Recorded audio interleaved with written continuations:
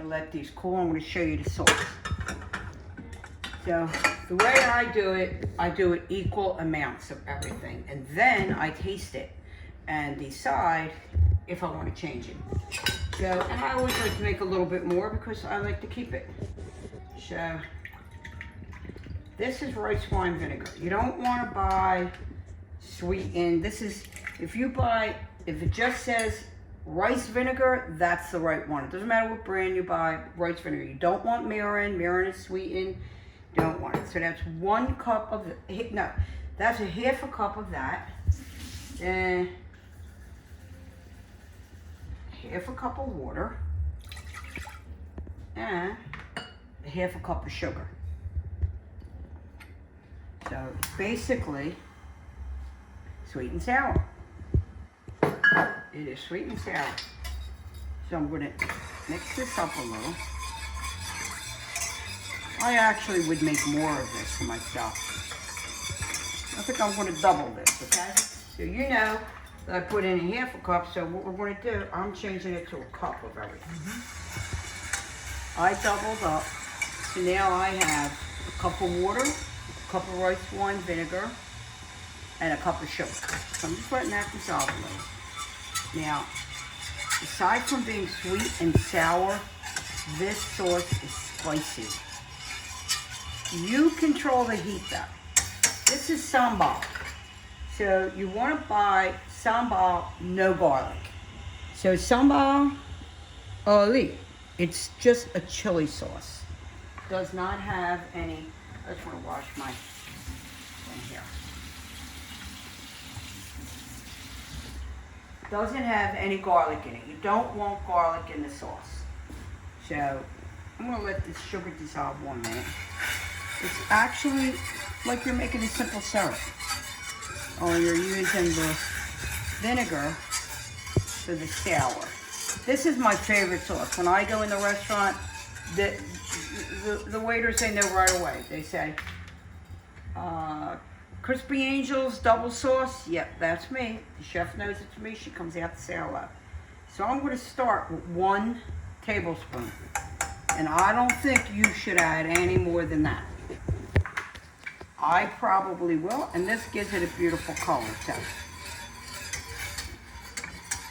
You can see how it's red. Now, you probably recognize it now from being in an Asian restaurant. They serve it with spring rolls, they serve it with like fried wonton.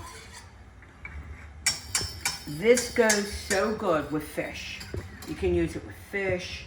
And also, you don't have to make it if you don't want to, but the difference is unbelievable. The bottle is more sweet than anything. But if you're going to get the bottle, saute a little bit of shallot, then add the bottle, then add some vinegar to it. You're going to need vinegar because you got to break up that sweet. So we're going to let this boil. And I could see, for me, I'm going to put another half a tablespoon. I can see just by the color. That's not what I want. But for you, unless you like heat, when you go to Thai restaurants, they ask you the degree of heat you want. So you know that Thai is spicy. So I got it on high because we want it to come to a boil. You're really just melting that sugar in there and bringing all the flavors together.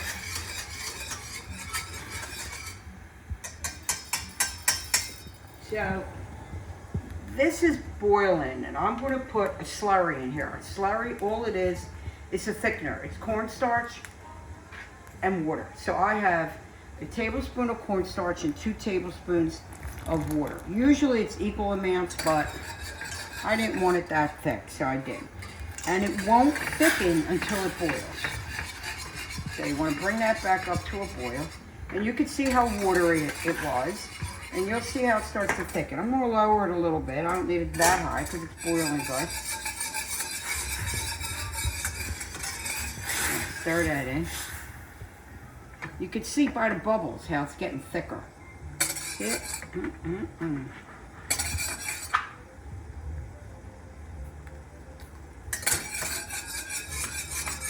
If you want it thicker, you add more. I might have to add more, but I'll know in a minute. I'll turn it off and I'll find out. Let that cook a minute. Takes about a minute to get rid of all the cornstarch flavor, which really don't even worry about it. You could thicken any sauce that you're making like this. So I'm going to turn this off and I'm going to check it for thickness. I'll bring it back to a boil. I'm going to add another tablespoon. I can smell that. You don't want the sugar to get, you know, too hot because you're not making caramel sauce. You're making Thai chili sauce. So I just smelt that sugar, so I wanted to lower it for a minute. But I'm going to stir this until